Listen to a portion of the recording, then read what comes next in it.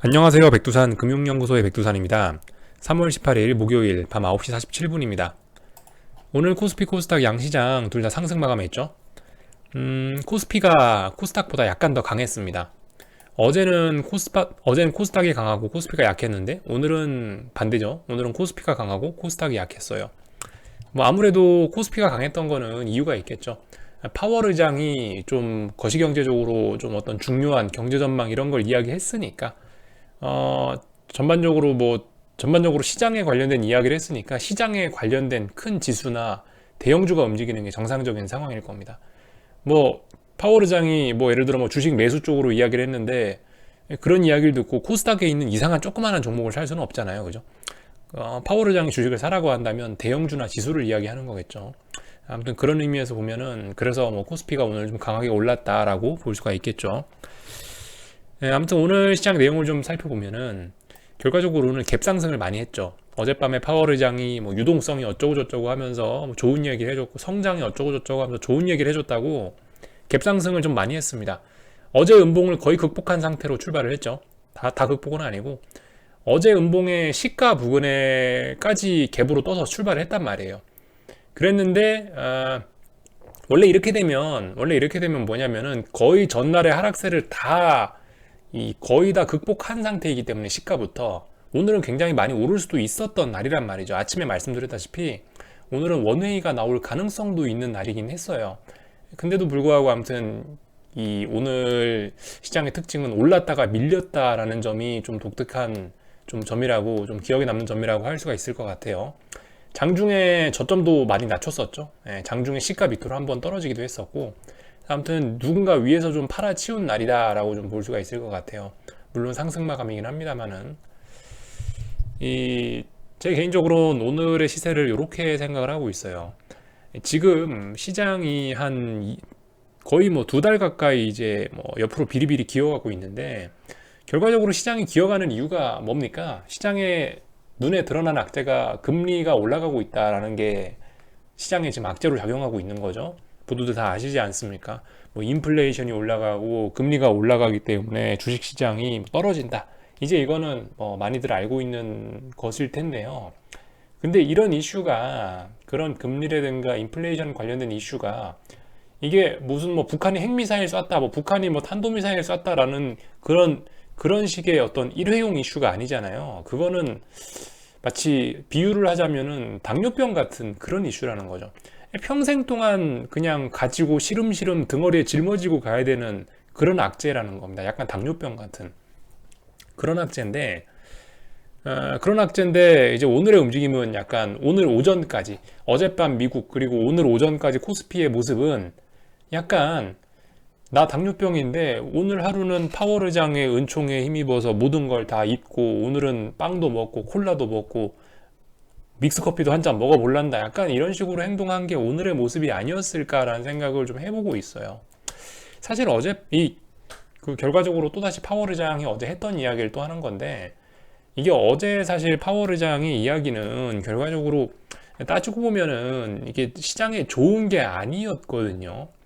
말씀드렸다시피 지난 한두 달 시장을 계속 억누르고 있는 이슈가 당뇨병 같은 이슈가 금리 상승과 인플레이션에 관련된 이슈인데, 근데 거기서 그 시장은 금리 상승과 인플레이션을 좀 파월 의장이 좀 살짝 좀 눌러주기를, 최소한 오르는 금리라도 어떻게 좀 눌러주기를 기대를 했지 않습니까? 뭐 YCC 얘기를 한다든가 오퍼레이션 트위스트 얘기를 한다든가 해서 금리를 좀 잡아줬으면 하는 그런 바람이 있었었는데 어젯밤 그런 얘기는 한 가지도 안 했죠.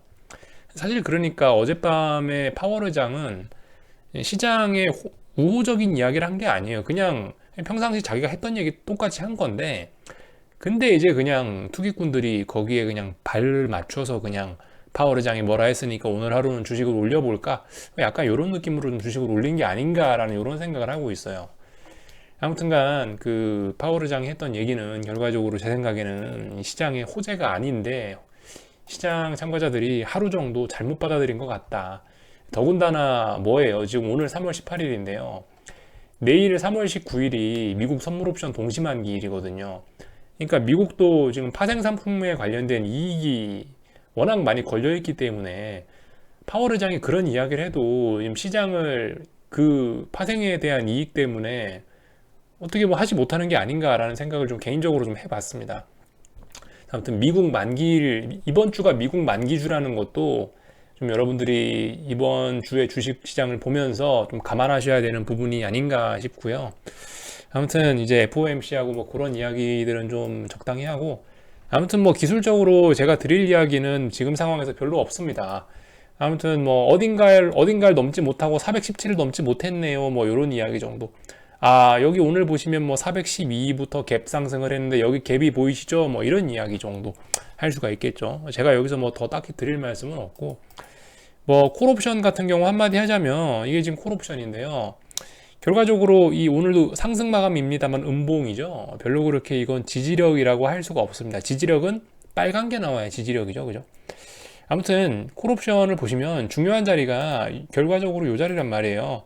지금 콜옵션이 살아있게 하는 이 원동력이 요 자리입니다. 전저점, 3월 11일 날 나왔던 저점. 여기 어딘가를 지금 지지하는 듯한, 지금 이게 살아있기 때문에 그나마 시장이 좀 빠지지 않고 버티는 건데, 만약에 콜옵션이 여기서 이 중요한 자리를 지난 2주 정도 지켰던 이 자리를 음봉으로 붕괴시켜 버린다면 어떻게 되겠어요? 붕괴시키면 시장은 또 급락할 가능성도 있긴 있겠죠. 솔직히 오늘 상승 마감했음에도 불구하고 계속 말씀드리지만 콜옵션들이 좀 너무 힘이 좀 약한 면이 없지는 않습니다. 좀 콜이 좀 많이 약하다. 물론 풋도 약해요. 풋도 약한데 제가 지금 생각하고 있는 시장이 딱 붙어서 가만히 있는 이유는 여전히 그래도 좀 이게 여전히 그렇다고 해도 좀 옵션들이 비싸지 않나. 이번엔 솔직히 콜이 비싼지 풋이 비싼지 솔직히 지금 상황에선 잘 가늠이 안 되긴 하는데요. 글쎄요, 그래도 뭐 보시면 풋 옵션들이 그래도 조금씩 더 가격이 비싸지 않나라는 생각을 개인적으로 해보고 있고, 아무튼 풋 옵션들이 비싸니까 지수 하방으로 막 보내기도 조금 좀 그러겠죠. 아무튼 지금 시장이 가만히 한국이 계속 박스권으로 시간을 보내고 있는 거는 결과적으로 아직도 양압이 지금 16 가까이가 16 정도 되고 있는 비싼, 그죠? 옵션이 비싸다라는 것. 또 그리고 미국의 만기일 이벤트, 뭐 이번 주가 미국 만기주라는 거, 이런 것들이 복합적으로 물려 있어서 그래서 결과적으로 계속 코스피는 박스를 유지하고 있지 않나라는 생각이 들어요. 또 한편으로 뭐 환율적인 측면에서 봐도 환율이 지난주에 너무 한번 폭등을 했었어 가지고 볼린저 밴드를 찍고 나갔었기 때문에 좀 얘도 좀 피로감이 있죠. 그렇기 때문에 얘가 환율이 좀 조정 나오는 기간 안에 주식시장에 살짝 올라오고, 아무튼 뭐 그런 이유들, 뭐 이런저런 이유들 때문에 뭐 지나치게 급등한 환율 피로감, 뭐 이런 것들로 인해서 아무튼 시장은 계속 박스권 안에 있지 않나라는 생각을 좀 조심스럽게 해보고 있습니다. 아무튼 한국 주식시장에 대해서 계속 말씀드리면 오늘 이 정도 이야기하면 된 것 같아요. 뭐 글쎄요, 다른 거 여러분들 이런 거는 알아서 체크들 하시면 되겠죠. 뭐 예를 들면 2040원이란 기준 말씀드리고 있죠. 2040원을 너무나 오랫동안 안 깨고 지키고 있다라는 거, 곧버스 이야기입니다. 뭐 이런 것들 잘 보시면 될 것 같고, 뭐 삼성전자가 어디를 못 넘고 있다라는 점 체크하시면 될 것 같고요.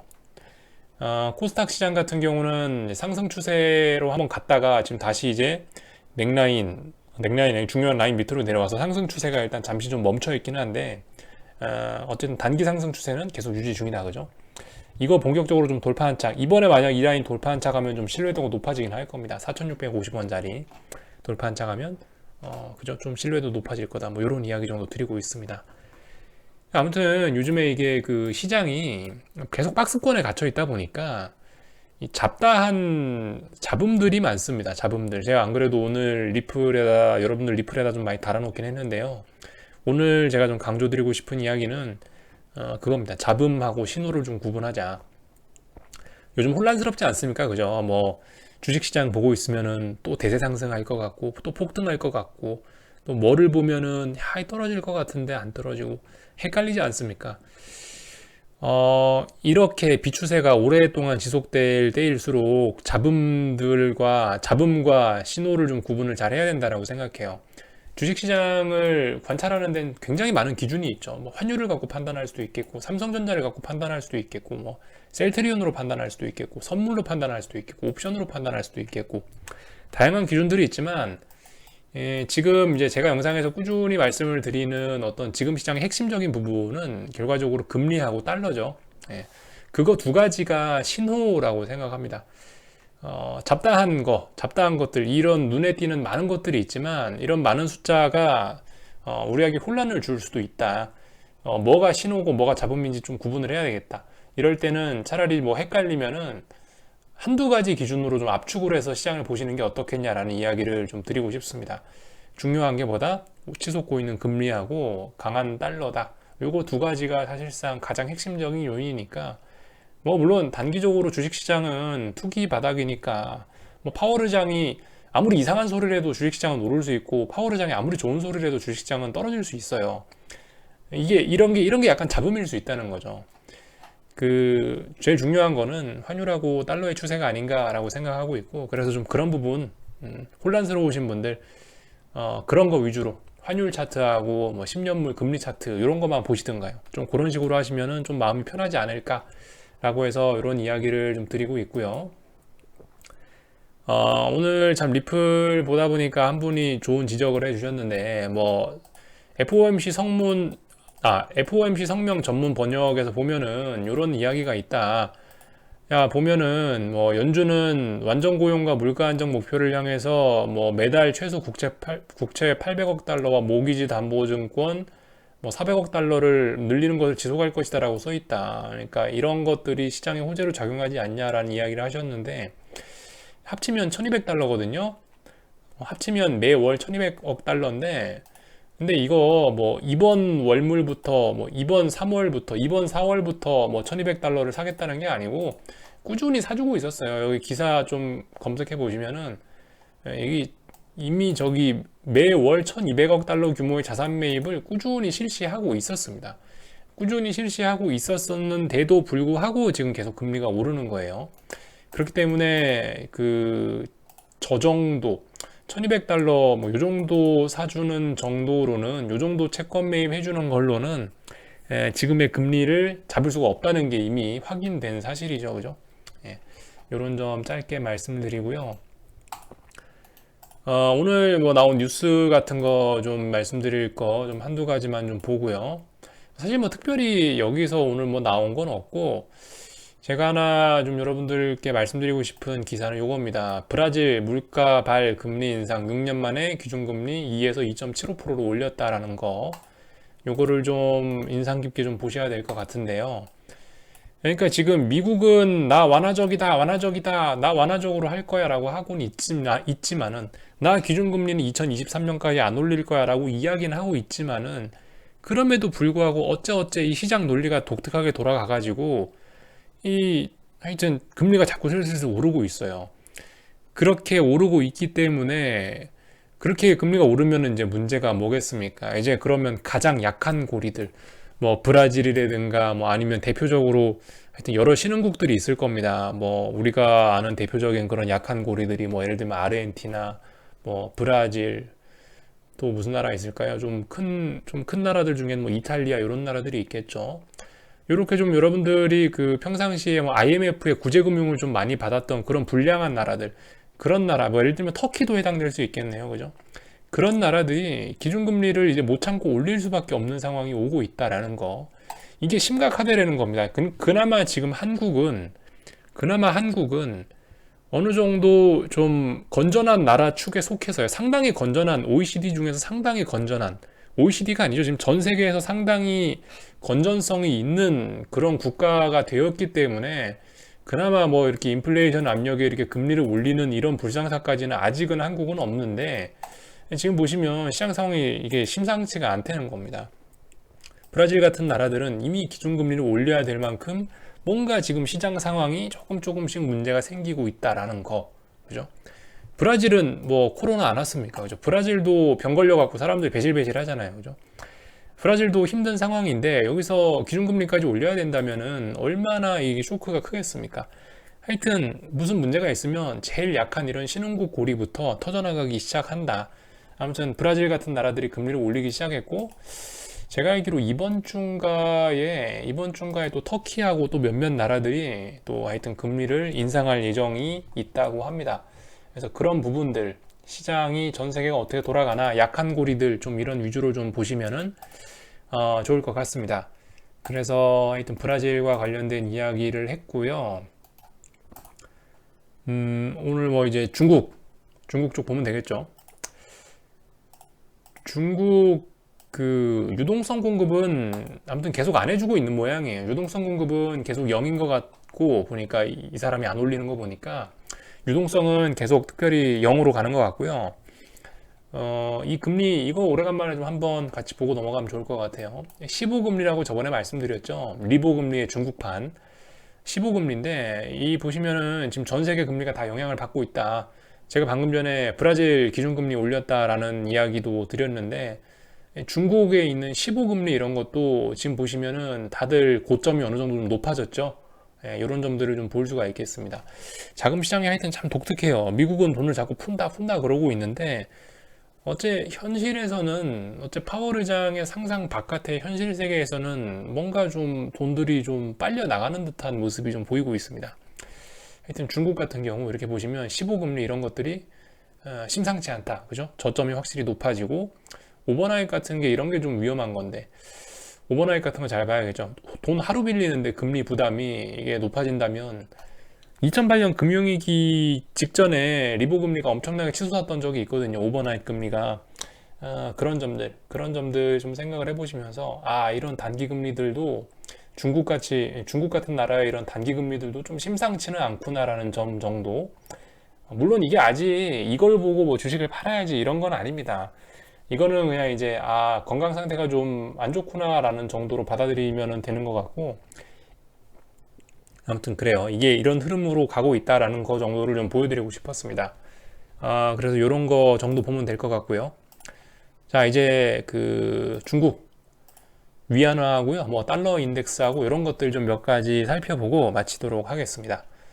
오늘 그죠? 웬일로 또 달러가 폭등을 하고 있네요. 그죠? 달러 0.3% 상승면 폭등이라고 해도 되는 정도입니다. 아무튼 달러 인덱스 상승을 하고 있고, 뭐 추세 전환은 91이 벌써 추세 전환이기 때문에 뭐 강하게 잘 가고 있고요. 그 위안화 먼저 잠깐 체크하고 위안화 같은 경우도 6.5위안이 잘 봐야 되죠. 6.5위안이 추세 전환입니다. 근데 지금 보시면 심상치가 않죠. 6.5위안이 요 라인인데 지금 대충 그을게요. 대충 요 라인인데 자, 이 라인 돌파 안착 하냐 마느냐가 굉장히 중요하죠. 근데 보시면 한 번 돌파 안착했다가 재차 돌파 안착하려고 하고 있죠. 굉장히 좀 위험한 모습입니다. 이 금리가 아니고 환율이 완전 추세 전환 가능성이 높아지고 있는 상황입니다. 파월 의장이 어제 뭐라고 했다라는 점을 좀 기억하셔야 될 것 같고 파월 의장이 뭐라고 한 거에 대한 실망감이 오늘 나타나는 것이 아니냐라는 생각도 개인적으로 하고 있는데요. 보시면은 10년물 금리는 또 다시 폭등하고 있죠. 또 폭등이죠. 이거 여러분들 보시면요. 딱 보면 폭등이죠. 볼린저 밴드를 조금 좀 그 사이즈를 좀 줄이나라고 생각했는데 좀 덜 줄어들고 있습니다. 다시 볼린저 밴드 상단까지 오고 있습니다. 아무튼 근데 딱히 볼린저 밴드를 막 크게 찢고 나가지만 않으면은 그다지 큰 문제는 없거든요. 그러니까 파월 의장이 아무것도 안 한다라고 했으니까 당연히 채권 갖다 팔고 그 금리가 오르게 돼 있을 겁니다. 이게 자연스러운 현상이죠. 추세 잘 진행이 되고 있습니다. 아무튼 그래서 그 아침에 이건 안 보여드렸는데 볼린저 밴드 넓이에요. 이게 넓어지면 볼린저 밴드가 입을 벌린다는 얘기고 좁아지면 볼린저 밴드 폭이 좁아든다는 얘기인데 입을 벌리면 이게 넓어지면 변동성이 크다는 거고 이게 줄어들면 변동성 작다는 건데 보시면 좀 변동성 작게 오르는 게 가장 좋은 거죠. 그죠?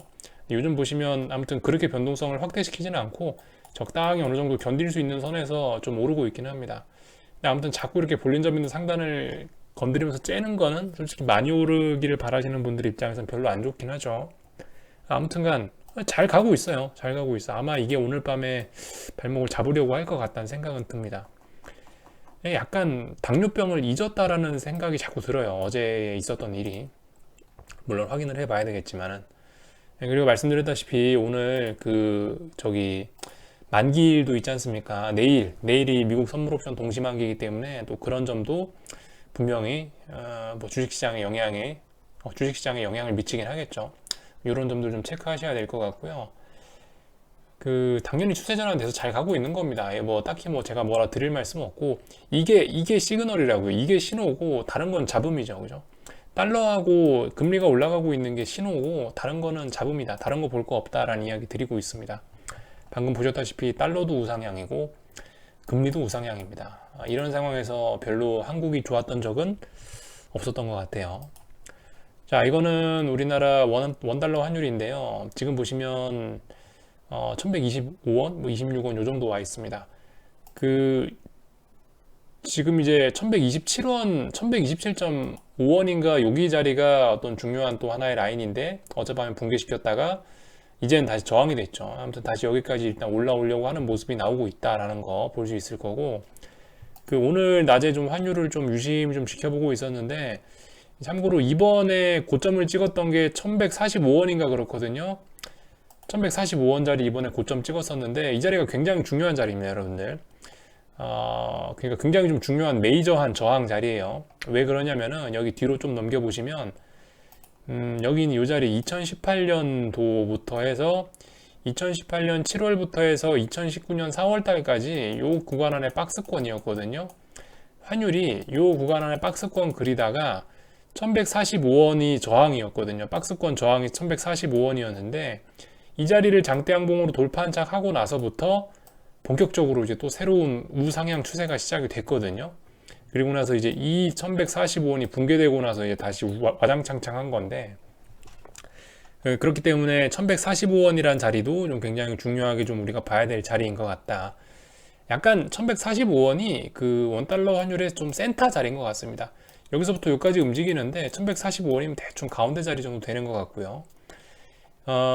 그래서 1145원이라는 자리 이번에 탁 터치하고 밀렸는데 밀릴만한 자리에서 밀려준 것 같습니다. 그래서 아무튼 우상향 추세는 좀 쉽게 죽지 않을 거다. 상승 추세 계속 지속될 가능성이 있고, 최소한 뭐 241선, 뭐 일봉상 241선 정도는 가줄 수 있다. 그거는 241선 한참 뚫어야 맞다라고 뭐 이런 식으로 말씀드리고 있죠. 환율 그리고 큰 그림 보시면은 저점이 여기에서 여기로 지금 높아지고 있는 모습들 보이고 있습니다.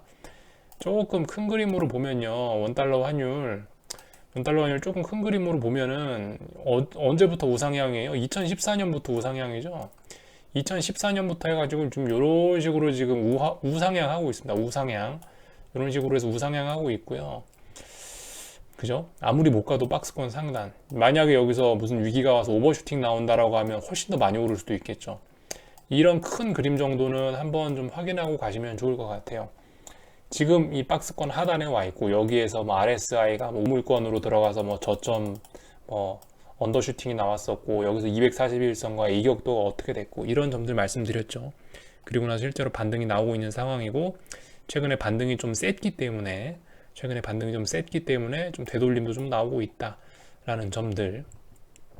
결과적으로 우리나라 환율이 이렇게 강하게 오르는 거 이런 것들이 이제 이런 흐름과 브라질 같은 나라가 기준금리 올리는 것과 이런 것들이 다 결과적으로 하나의 흐름입니다. 다 똑같은 한 줄기의 큰 강물의 흐름이에요. 이런 것들이. 그래서 아무튼 이런 것들 좀 복합적으로 생각을 하셨으면 좋겠습니다. 미국 주식시장에 관해서는 지금 뭐 밤 10시 11분이니까 제가 뭐 여기에 대해서 뭐 이렇다 저렇다 할 말은 없는데, 아무튼 근데 최소한 오늘 저녁에 미국 주식시장 분위기가 좋을 것 같지는 않아요. 보시다시피 금리가 오르고 있잖아요. 이게 채권인데 금리가 오르고 있기 때문에 하여튼 그렇습니다. 금리가 오르고 있기 때문에 뭐 오늘 밤에 미국 주식시장이 별로 좋을 것 같지는 일단 않아 보이고, 뭐 지지와 저항 정도 잘 체크하시면 되겠죠. 나스닥 뭐 13,300이 또 중요한 자리였는데 13,300 넘느냐 못 넘느냐 중요합니다. 오늘 밤에 그런 의미에서 넘냐 못 넘냐가 중요할 것 같아요. 13,300 못 넘으면 3거래일 동안 못 넘고 어딘가 무너지는 모습이 나올 수도 있겠죠.